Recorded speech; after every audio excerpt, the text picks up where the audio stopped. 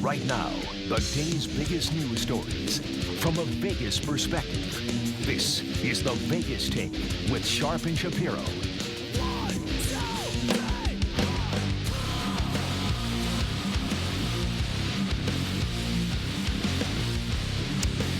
All right, welcome back. It is the Vegas Take on a Monday. Oh, yeah, we got some Monday Night Football tonight. I'm excited about that in case you didn't have enough football over the weekend.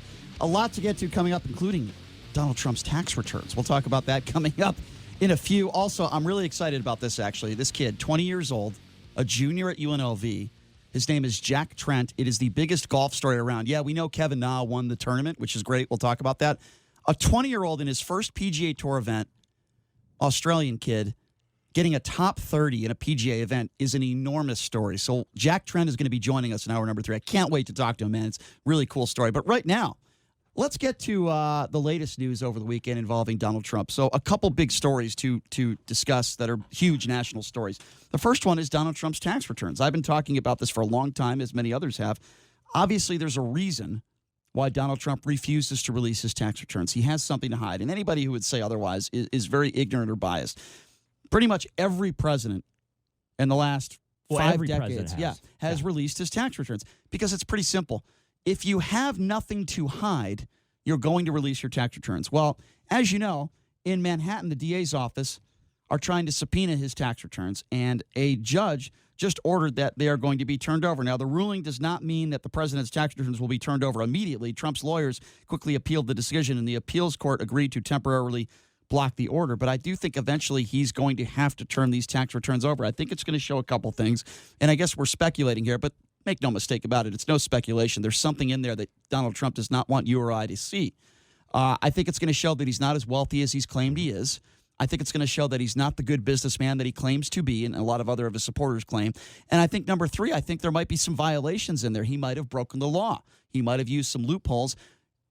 We're going to find out. Eventually, we're going to find out what exactly this means in regards to these tax returns. This is a big story. It's not going away, and it's another loss for Donald Trump in the court system. There's also going to be the philanthropy angle as well, too, right, Brian? As far as, we'll be able to have access and knowledge as to what charities he's involved with or he's, quote-unquote, not involved with. And I think that's something that could be stinging to him as well, too. And what does this have to do with Michael Avenatti? Well, they're investigating whether any New York state laws were broken when Trump and his company reimbursed the president's former lawyer and fixer Michael Cohen for payments he made in the run-up to the 2016 election in regards to Stormy Daniels. So this is a story that is not going away. I know that people on the far right are going to think this is, again, another nothing burger, which is what they do. But, again, like I said, it's a big story that's not going away. So another story that's not going away is this whistleblower story involving the Ukraine. And now we're learning that there is a second whistleblower that may give House Democrats some fresh information. If there is a second whistleblower that comes forward and it is credible information, any new credible information obviously will help the Democrats. I've said this for the last month, and I'll say it again. I personally believe that this story involved with the Ukraine will be Donald Trump's demise. I think this eventually will be the reason why either he is not elected president in 2020 or he doesn't even get the chance for people to vote for him in 2020. He's impeached. I don't know if he's going to be impeached or not, but I think this information that continues to come out is going to be extremely damning towards the president. Now, JD, you've said constantly that you don't think this is a big deal. Do you still feel that way after all this information that has come forward? Well, what's really come forward, Brian? To define all this information, what do you mean specifically by that? What do I mean? A second whistleblower. What's a second whistleblower really going to say that could be any worse than anything else? Well, I'll spell it out for you. Did you actually read the transcript? Yes. Of course I have. And what were your thoughts on the transcript? After actually reading it. I'll spell it out for you. We talked about this with Tarkanian for a while last week. Well, Danny Tarkanian said some absolutely outrageous and ridiculous things. This is also the guy that said that he believed Hunter Biden had cocaine in his system. You can't make statements like that. And that is ridiculous. But he also said some things that were not ridiculous. Okay, well, I'll answer your question. The Hunter Biden thing is totally irrelevant. Okay, well, let me answer your question. You asked me a question in regards to, why is the transcript relevant? I have gone over this a lot, and I'll go over it again. What we know 150% is that Donald Trump asked for a quote-unquote favor, and then he asked for an investigation into Joe Biden and his son. Now, what's wrong with that? Is it breaking the law? It might not necessarily be breaking the law. However, there's a lot of gray area there. What we do know is that that is abuse of power. When you asked for an investigation into your political rival, in this case, clearly Joe Biden. That is not clear. He has not won the Democratic nomination. Okay, so let me ask you a question. Had this conversation taken place after he'd won the Democratic nomination, I would feel a little different about it. So let me ask you a question. And if there was an actual quid pro quo attached to it, which there was not, I would feel a little different about it. First of all, there doesn't have to be in order to be a violation. That's number one. You're creating an implied quid pro quo. Well, let me ask you a very basic question based on that'll clear this whole thing up, and I ask Republicans this all the time when they think this is a quote-unquote nothing burger.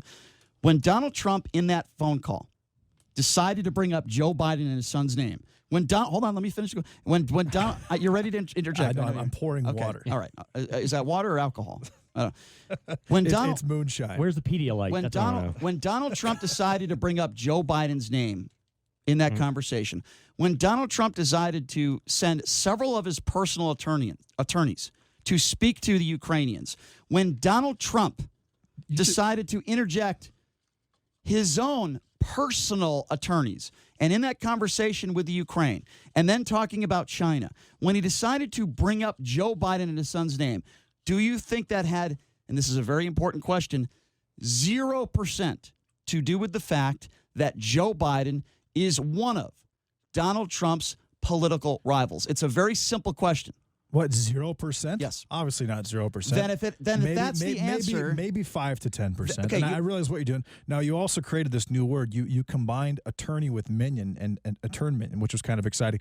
But the point is here, the Ukrainian president said, and I quote, "Those prosecutors that we had were bad. Now we have good ones." And then Donald Trump said, "Oh, if that's the case, then can you look into this?" Okay. And he never mentioned dirt. He just mentioned looking into it. Okay, let me just respond real quick, and then, Chris, I know you want to chime in here. You just answered my question. I appreciate your honesty. Absolutely. You said maybe 5 to 10%. Hold on. There's definitely some small degree. I would argue that it's a lot more than that. That's fine. Okay, but even if it is 5 to 10%, like you said, let's just go by your theory for a second. If you bring up an investigation into a political rival, and the reason for that is only 10%, that is breaking the law. Again, do you understand Brian, that? He is not a confirmed political Doesn't rival matter. yet. Doesn't matter. No one is. You just because said Donald Trump is going to be the Republican candidate. We know that. We don't know who the Democratic candidate. It could be Elizabeth Warren. Okay, but you just said for me. I think you're going to start seeing some Elizabeth Warren stuff. Not the Jacob Wool nonsense, but some. Which I'm so mad I missed that segment. By the way, I'm so angry about that. I'm so mad about the food poisoning. But you're going to start seeing stuff about Elizabeth Warren or whoever comes out through the weeds.